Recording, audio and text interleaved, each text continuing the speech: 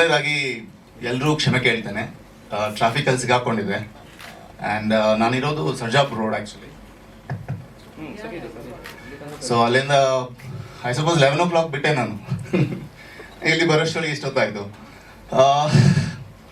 ಮೊದಲನೇದಾಗಿ ಎಲ್ಲರೂ ಮೀಡಿಯಮ್ ಮಿತ್ರರಿಗೆ ನಾನು ಥ್ಯಾಂಕ್ಸ್ ಹೇಳಕ್ಕೆ ಇಷ್ಟಪಡ್ತೇನೆ. Because this is my second meet. First trailer release ಆಗಿದಾಗಲೂ ಎಲ್ಲರೂ ನೋಡಿದ್ದೀನಿ. ಇವಾಗಲೂ I am seeing all my friends and the other friends of mine, guests and family members. Thank you very much for being here. Yeah, ನನ್ನ ಹೆಸರು ವಿಕ್ರಮ್ ಅಂತ actually. ಅಪ್ಪ ಅಮ್ಮ ಇಟ್ಟಿರೋ ಹೆಸರು ಮಹೇಶ್, ಬಟ್ ಸ್ಕ್ರೀನ್ ನೇಮ್ ಬಂದು ವಿಕ್ರಮ್ ಅಂತ ಇಟ್ಕೊಂಡಿದ್ದೀನಿ. ನಾನೊಂದು ರಾಯಚೂರು ನಂದು. ಸೊ ನನ್ನ ಭಾಷೆ ಕನ್ನಡ ಬಂದು ಬ್ಯಾಂಗ್ಳೂರ್ ಆಕ್ಸೆಂಟ್ ಇರಲ್ಲ. ಯಾ, ಆ್ಯಕ್ಚುಲಿ ರಿಯಲಿ ಡ್ರೈ.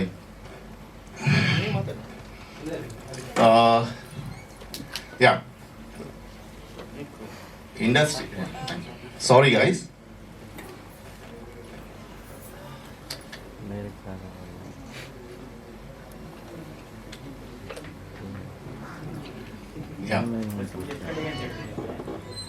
ನಮಗೆ ಹೇಳಿದ ಆ್ಯಕ್ಚುಲಿ 12:13 ಅಂತ, but I got really late. ನಿಮ್ಮನ್ನೆಲ್ಲ ಕಾಯಿಸಿದ್ದಕ್ಕೆ ದಯವಿಟ್ಟು ಕ್ಷಮಿಸಿ.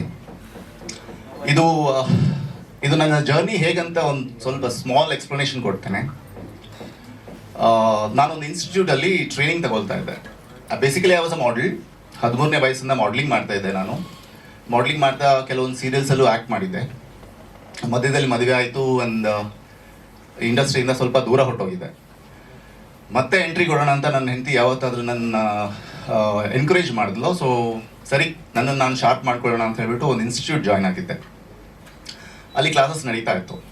It was very good experience actually. ತುಂಬ ಚೆನ್ನಾಗಿ ಹೇಳ್ಕೊಡ್ತಾ ಇದ್ರು. ಆ್ಯಂಡ್ ನನ್ನ ಪ್ಯಾಷನು ಇತ್ತಲ್ಲ, so I was trying to take it up. So ಆ ಮಧ್ಯದಲ್ಲಿ ನಮ್ಮ ಪ್ರೊಡ್ಯೂಸರ್ ಸಾಹೇಬರು, ಡೈರೆಕ್ಟರ್ ಸಾಹೇಬರು ಆ್ಯಂಡ್ ಪ್ರೊಡ್ಯೂಸರ್ ಸಾಹೇಬರು ಇಬ್ಬರು ಬಂದರು, ಆಡಿಷನ್ಗೆ ಅಂತ ಬಂದರು. ಲೈಕ್ ನನಗೆ ಆಡಿಷನ್ ಅಂತಂದರೆ ಒಂಥರ ಅಂಜಿಕೆ ಇತ್ತು. ಇದೆಂತ ಇದು ಆಡಿಷನ್, ನೆವರ್ ಐ ಫೇಸ್ಡ್ ಅಲ್ವಾ. ಡೈರೆಕ್ಟಾಗಿ ನಾನು ಕ್ಯಾಮ್ರಾ ಫೇಸ್ ಮಾಡಿದ್ದೆ. ಇದು ಆಡಿಷನ್ ಅಂತಾರೆ, ಏನು ಹೆಂಗಿರುತ್ತೆ ಅಂತ ಹೇಳ್ಬಿಟ್ಟು. So they called me inside a cabin and said, ನಿಮಗೆ ಗೊತ್ತಾದ ಒಂದು ಯಾವುದೋ ಒಂದು ಡೈಲಾಗ್ ಹೊಡಿದಿ ಅಂತ. So I gave a very small dialogue. ಆಮೇಲೆ okay will call you back ಅಂತ ಹೊರಟೋದ್ರು ಅಷ್ಟೇ. After a months time they call me back and said, yes, ನೀವು ಒಂದು ಕ್ಯಾರೆಕ್ಟರ್ಗೆ ಆಪ್ಟ್ ಆಗಿದ್ದೀರಾ, ಮಾಡ್ತೀರಾ ಅಂತ ಕೇಳಿದ್ರು. ಅದಕ್ಕಿಂತನ it was a god given opportunity to me. Because ನಾನು ಎಲ್ಲೂ ಹೋಗಲಿಲ್ಲ, ಹುಡುಕೋಕೆ ಹೋಗಲಿಲ್ಲ, ಇಲ್ಲ ಡೋರ್ ಅಲಿಲಿಲ್ಲ. ನಾನು ತಾನಾಗೆ ಬಂತು ಅಂತ ಹೇಳ್ಬಿಟ್ಟು ಐ ವಾಸ್ ಸೋ ಬ್ಲೆಸ್ಡ್. ದೇವರನ್ನ ತುಂಬ ಥ್ಯಾಂಕ್ಸ್ ಬೇಡ್ಕೊಂಡೆ. And then yes, I got into the opportunity. Script ಎಲ್ಲ ಎಕ್ಸ್ಪ್ಲೈನ್ ಮಾಡಿದ್ರು. Script was awesome. ಆ್ಯಂಡ್ ನನ್ನ ಕ್ಯಾರೆಕ್ಟರ್ ಬಂದು it was very interesting and challenging as a investigating officer.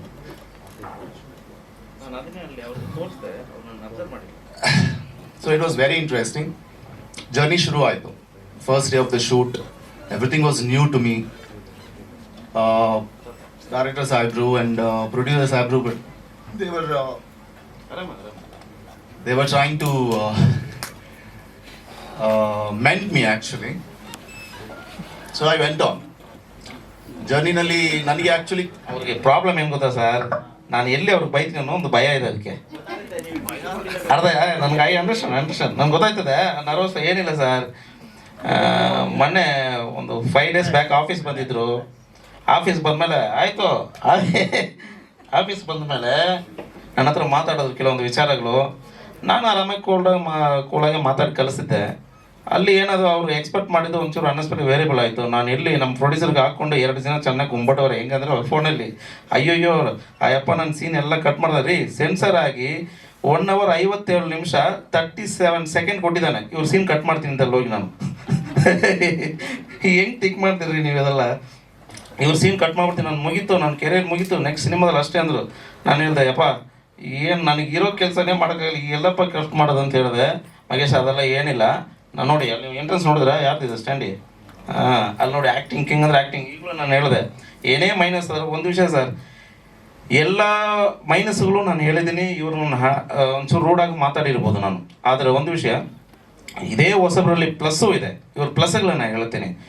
ಇವತ್ತು cinema ಇಂಡಸ್ಟ್ರಿಯಲ್ಲಿ ಯಾರೋ ಒಂದು ಚಾನ್ಸ್ ಕೊಟ್ಟಾಗ ನಾವು ಏನಿಲ್ಲ ಸರ್, ನಾನೇ ತುಂಬ ಜನ ನನ್ನ ಆಫೀಸ್ಗೆ ಬಂದಿದ್ದಾರೆ.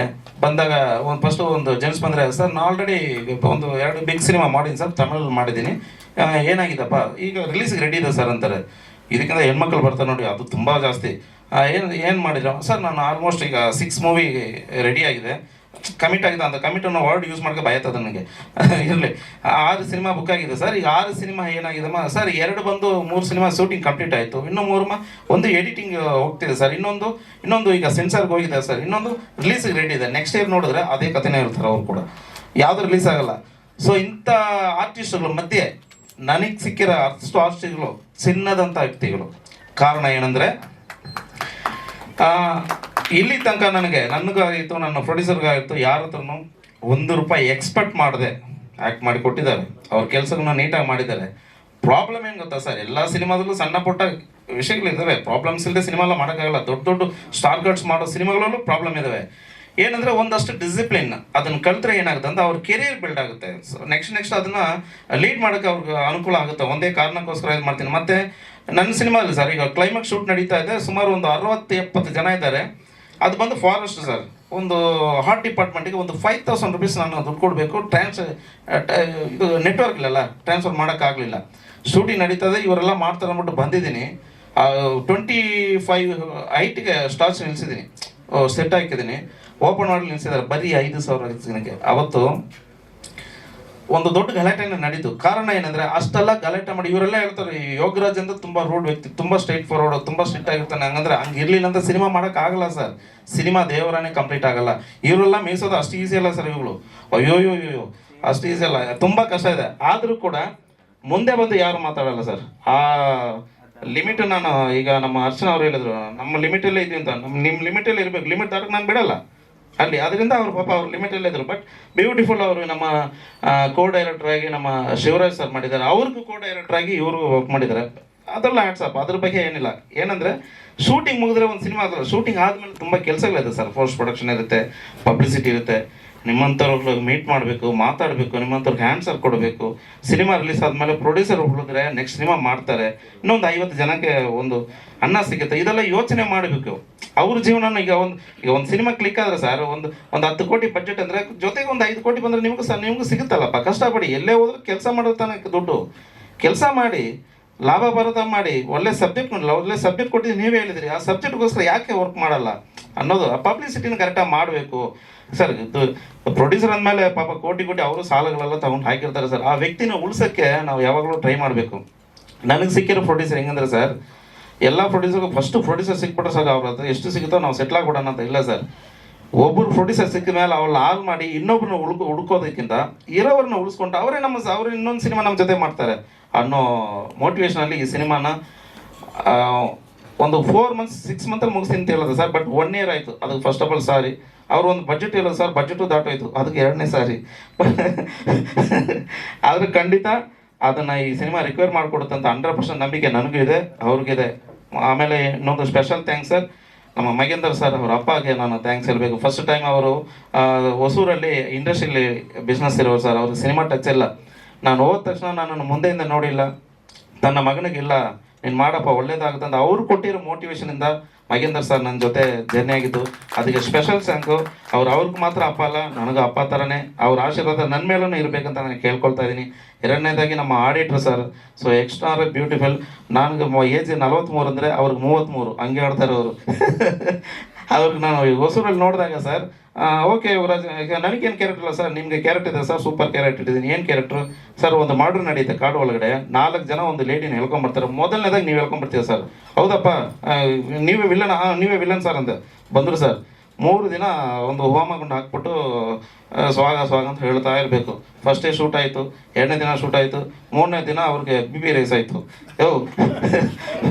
3 ದಿನದಿಂದ ಬರೀ ಬೆಂಕಿ ಮುಂದೆ ಕುಣಿಸ್ಕೊಂಡು ಸ್ವಾಗ ಅಂತ ಹೇಳ್ತಾ ಇದೆಯಾ, ಏನು ಮಾಡ್ತಾ ಇದೆಯಾ? ನನಗೆ ಅಲ್ಲಿ ಆಡಿಟಿಂಗ್ 70 ಕಂಪನಿ ನನ್ನ ಕಂಟ್ರೋಲ್ ನಡೀತಾ ಇದೆ, ನಾನು 3 ದಿನ ನನ್ನ ಟೈಮ್ ವೇಸ್ಟ್ ಮಾಡಿದೆಯಾ ಅಂದರು.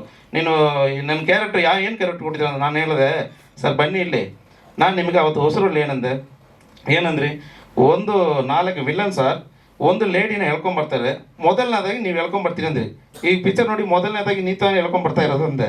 ಅಯ್ಯೋ ಪಾಪಿ, ಇದಕ್ಕೆ ಅರ್ಥ ನಿಮ್ಮ ಸಿನಿಮಾ ಟ್ರಿಕ್ಸ್ ಆಯ್ತು ಅಂತೇಳಿ ಒಂದು ಕ್ಯೂಟ್, ಒಂದು ಫನ್ನಾಗಿ ಒಂದು ಜರ್ನಿ ಮಾಡಿರೋರು ಒಂದು ಕ್ಯಾರೆಕ್ಟ್ರು. ಆಮೇಲೆ ಇನ್ನೊಂದು ವಿಷಯನ ಹೇಳ್ತೀನಿ, ಇವರು ಬೇಡ, ಅದು ನಮ್ಮ ಪರ್ಸನಲ್ ಆಗಿ ಇದ್ಬಿಡ್ಲಿ ಅದು, ಬಟ್ ಒಳ್ಳೆ ಫನ್ ಮೂಮೆಂಟು. ಸೊ ಅದಕ್ಕೆ ಅವ್ರಿಗೊಂದು ಬ್ಯೂಟಿಫುಲ್ ಥ್ಯಾಂಕ್ಸ್ ಹೇಳ್ತೀನಿ ಸರ್. ಯಾಕಂದರೆ ಈ ಸಿನಿಮಾ ಬಡ್ಜೆಟ್ ನಾನು ಹೇಳಿರೋ ಬಡ್ಜೆಟ್ಗಿಂತ ಒಂಚೂರು ಜಾಸ್ತಿ ಹೋದಾಗ ಅವರೆಲ್ಲ ಸ್ಟ್ರಿಕ್ಟ್ ಮಾಡಿರ್ಬೋದು ಆಡಿಟರ್ ಸರ್, ಆದರೆ ಅವರು ಆಯ್ತು ಏನೋ ಮಾಡಿದ್ದಾನೆ, ಒಳ್ಳೆ ಚೆನ್ನಾಗಿ ಬಂದಿದೆ ಅಂತ ಅವರು ಕೂಡ ಅವರು ಮೋಟಿವೇಶನ್ ಕೊಟ್ಟು ಮಹೇಂದ್ರ ಸರ್ಗೆ ಪ್ರತಿಯೊಬ್ಬರು ನನ್ನನ್ನು ಕೈ ಹಿಡಿದು ನನ್ನ ತಾಯಿ ತಂದೆ ನನ್ನ ಅಕ್ಕ ತಂಗಿರು ಮಾಡೋ ಕೆಲಸಗಳನ್ನು ಇವರು ಮಾಡಿದ್ದಾರೆ ಸರ್. ನನ್ನ ಯಾವ ಜನ್ಮದ ಋಣ ಗೊತ್ತಿಲ್ಲ ಸರ್. ಸುಮ್ಮನೆ ಪ್ರೊಡ್ಯೂಸರು ಏನೋ ಅವ್ರು ದುಡ್ಡು ಹಾಕಿರೋ ಸರ್, ಅವ್ರನ್ನ 100% ಅವ್ರನ್ನ ಸೇಫ್ ಮಾಡೋಕ್ಕೆ ನಾನು ಎಷ್ಟು ಎಫರ್ಟ್ ಹಾಕಿದ್ದೀನಿ ಅಂತ ಅವ್ರಿಗೆ ಗೊತ್ತಿದೆ. 100% ಸೇಫ್ ಆಗ್ತಾರೆ. ಅವರು ಒಳ್ಳೆಯ ಗುಣಕ್ಕೆ, ನನಗೆ ಮಾಡಿರೋ ಸಪೋರ್ಟಿಗೆ, ನಿಮ್ಮಂಥರ ಒಳ್ಳೆ ವ್ಯಕ್ತಿಗಳು ನಾನು ಮುಂದಿರೋದಕ್ಕೆ ನಿಮ್ಮ ಆಶೀರ್ವಾದ ಎಲ್ಲನೂ ನನ್ನ ಮೇಲಕ್ಕಿಂತ ಈ ಸಿನಿಮಾ ಮೇಲೆ ಇರಲಿ ಸರ್. 100% ಜನ ಮೆಚ್ಕೊಳ್ಳೋಷ್ಟು ಸಿನಿಮಾ ಏನೋ ಮಾಡಿದ್ವಿ, ಓಡುತ್ತಾನಲ್ಲ ಸರ್, ಜನ ಮೆಚ್ಕೊಳ್ಳೋಷ್ಟು ಸಿನಿಮಾ ಮಾಡಿದ್ವಿ. ಡೆಫಿನೆಟ್ ನಿಮ್ಮ ಆಶೀರ್ವಾದ, ನಿಮ್ಮ ಪ್ರೋತ್ಸಾಹ ಹೀಗೆ ಇರಲಿ ಅಂತ ಕೇಳ್ಕೊಳ್ತಾ ಇದ್ದೀನಿ ಸರ್. Thank you.